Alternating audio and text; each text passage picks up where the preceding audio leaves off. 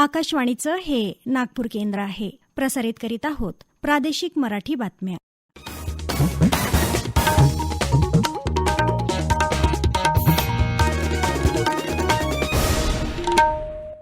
आकाशवाणी नागपूर वीणा डोंगरवार आपल्याला प्रादेशिक बातम्या देत आहे. ठळक बातम्या.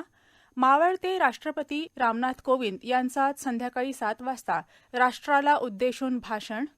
सावनेर धापेवाडा गोंडखैरी या चौपदरी रस्त्याच्या सुशोभीकरणातून भक्तिमार्ग तयार व्हावा, केंद्रीय रस्ते वाहतूक महामार्ग मंत्री नितीन गडकरी यांची अपेक्षा. नागपुरात स्वनिधी महोत्सवाअंतर्गत पथविक्रेत्यांसाठी विविध स्पर्धांचं आयोजन. आणि जागतिक ॲथलेटिक्स अजिंक्यपद स्पर्धेत नीरज चोप्राला रौप्य पदक. मावळते राष्ट्रपती रामनाथ कोविंद यांचं आज संध्याकाळी 7 वाजता राष्ट्राला उद्देशून भाषण आहे. त्यांचं भाषण आकाशवाणीच्या प्रादेशिक भाषांमधून 9:30 वाजता तसंच दूरदर्शनच्या सर्व वाहिन्यांवरून हिंदी आणि इंग्रजीमधून प्रसारित केलं जाईल. काल संध्याकाळी संसदेच्या सदस्यांनी राष्ट्रपतींसाठी निरोप समारंभ आयोजित केला होता. यावेळी बोलताना राष्ट्रपती म्हणाले की सर्व राजकीय पक्षांनी विकासाची आणि समाज कल्याणाची गरज लक्षात घेऊन तसंच राष्ट्रीय भावना जोपासून काम केलं पाहिजे. राष्ट्रभावनेला प्रथम स्थानावर ठेवून आणि एक कुटुंब समजून काम केल्यास वैचारिक तफावत शांततेनं दूर करता येऊ शकेल. संविधानाच्या चौकटीत राहून नागरिक आणि राजकीय पक्षांना विरोध करण्याचे अधिकार आहेत. महात्मा गांधींची विचारसरणी आत्मसात केल्यास बरेच प्रश्न सुटू शकतील असंही राष्ट्रपतींनी यावेळी सांगितलं. दरम्यान नवनिर्वाचित राष्ट्रपती द्रौपदी मुर्मू यांचा शपथग्रहण कार्यक्रम उद्या सकाळी 10:15 वाजता संसदेच्या केंद्रीय सभागृहात होणार असल्याचं कळवण्यात आलं आहे. जागतिक आरोग्य संघटनेनं मंकीपॉक्स संक्रमणाला जागतिक आरोग्य आपत्ती म्हणून घोषित केलं आहे. मंकीपॉक्स या विषयावर संघटनेच्या आपत्ती समितीच्या दुसऱ्या बैठकीत हा निर्णय घेण्यात आला. 75 देशांमधले 16,000हून अधिक लोक मंकीपॉक्स संक्रमणाला बळी पडले असून आतापर्यंत 5 जणांचा यामुळे मृत्यू झाला आहे, अशी माहिती जागतिक आरोग्य संघटनेचे महानिदेशक डॉक्टर टेड्रोस गेब्रेयासिस यांनी या बैठकीत दिली. मंकीपॉक्स व्यतिरिक्त जगभरात सध्या कोविड महामारी आणि पोलिओ हे 2 आपत्तीजन्य रोग असून त्यांच्या उच्चाटनासाठी संघटनेचे प्रयत्न सुरू असल्याचं त्यांनी सांगितलं. केंद्र सरकारनं भारतीय ध्वज संहितेत दुरुस्ती केली असून मोकळ्या जागा आणि घरांवर रात्रंदिवस राष्ट्रध्वज फडकावण्यास परवानगी दिली आहे. याआधी मोकळ्या जागेत सूर्योदयापासून सूर्यास्तापर्यंत ध्वज फडकावण्यास मान्यता होती. मात्र आता कोणताही भारतीय नागरिक राष्ट्रध्वजाचा गौरव आणि सन्मान करण्यासाठी तिरंगा फडकवू शकतो. स्वातंत्र्याच्या 75व्या वर्धापन दिनाच्या औचित्यानं त्याआधीच हा निर्णय घेण्यात आला आहे. पंतप्रधान नरेंद्र मोदी यांनी स्वातंत्र्याच्या अमृत महोत्सवी वर्षानिमित्त 13 ते 15 ऑगस्ट दरम्यान आपल्या घरांवर राष्ट्रध्वज फडकावण्याचं आवाहन सर्व नागरिकांना केलं आहे.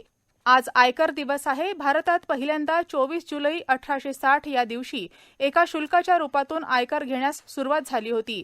आयकर पद्धतीला 24 जुलै 2010 मध्ये 150 वर्ष पूर्ण झाली. तेव्हापासून आजचा दिवस आयकर दिवस म्हणून साजरा केला जातो. नागरिकांत कराबाबत जागरूकता निर्माण व्हावी, त्यांनी वेळच्या वेळी कर भरून त्यांचं कर्तव्य पूर्ण करावं, यासाठी विविध कार्यक्रम घेतले जातात. देशाला सक्षम करण्याच्या कामात नागरिक कर भरून त्यांचं योगदान देत असल्याबद्दल आयकर विभागानं त्यांचे आभार मानले आहेत.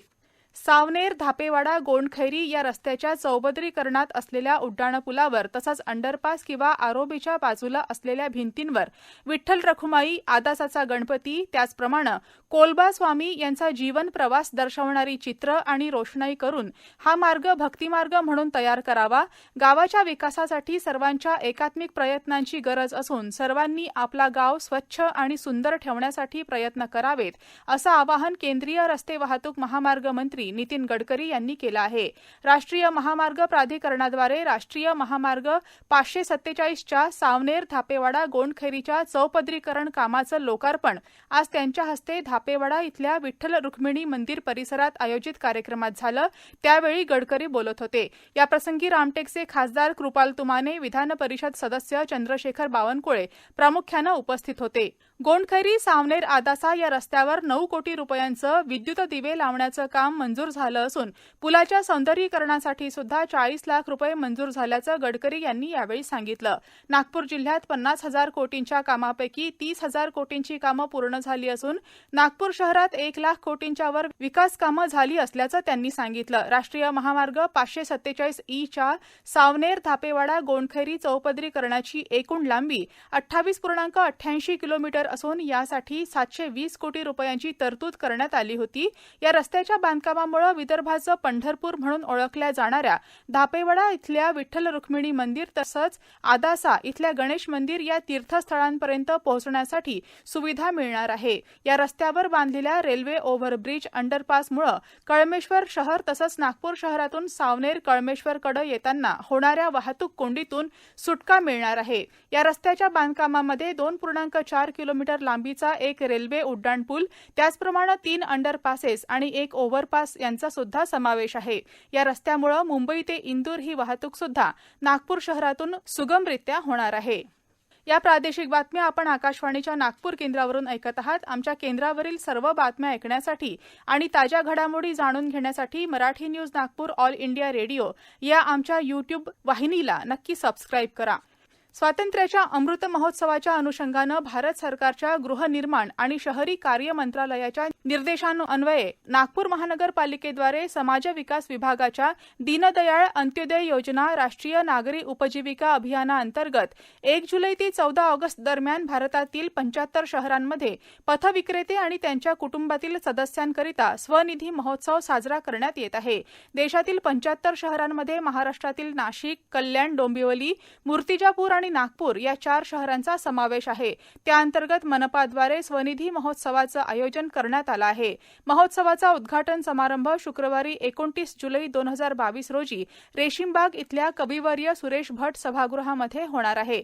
या अनुषंगानं पथविक्रेते, बचत गट आणि त्यांच्या परिवारासाठी भजन, गायन, नृत्य, मिमिक्री, नाट्य, वादन, पाककला स्पर्धा यासह नागपूर शहराच्या माहितीवर आधारित प्रश्नमंजुषा स्पर्धेचं आयोजन करण्यात आलं आहे.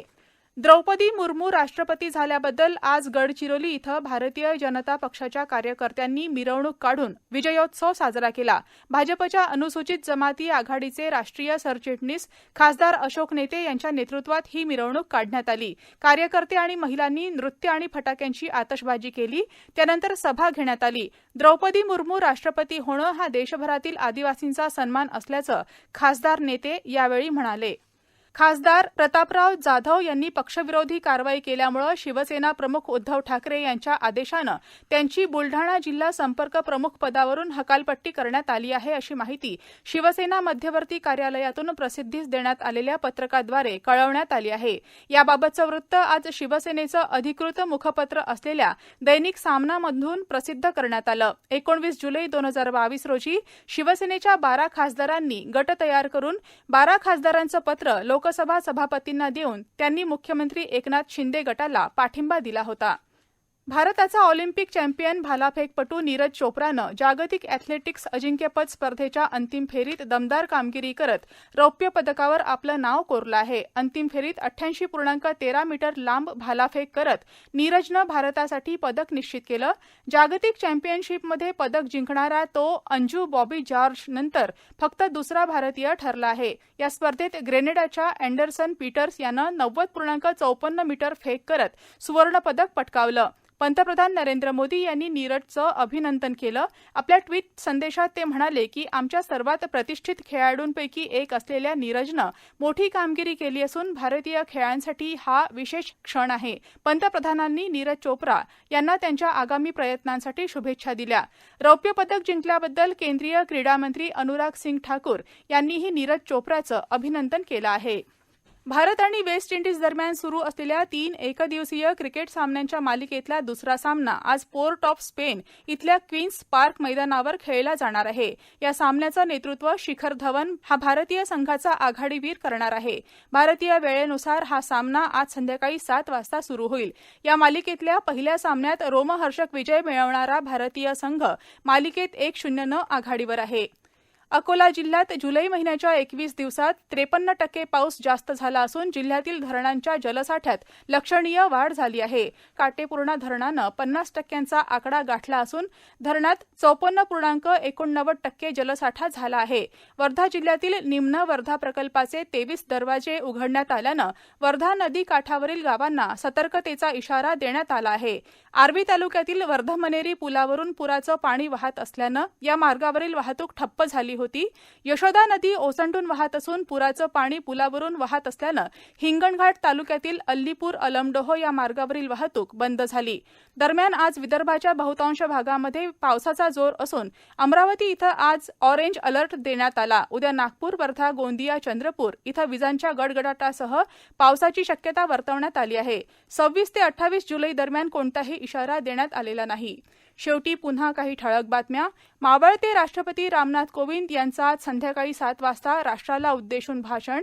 सावनेर, धापेवाडा, गोंडखैरी या चौपदरी रस्त्याच्या सुशोभीकरणातून भक्तिमार्ग तयार व्हावा, केंद्रीय रस्ते वाहतूक महामार्ग मंत्री नितीन गडकरी यांची अपेक्षा. नागपुरात स्वनिधी महोत्सवाअंतर्गत पथविक्रेत्यांसाठी विविध स्पर्धांचं आयोजन आणि जागतिक ॲथलेटिक्स अजिंक्यपद स्पर्धेत नीरज चोप्राला रौप्य पदक. याबरोबरच हे प्रादेशिक बातमीपत्र संपलं. नमस्कार.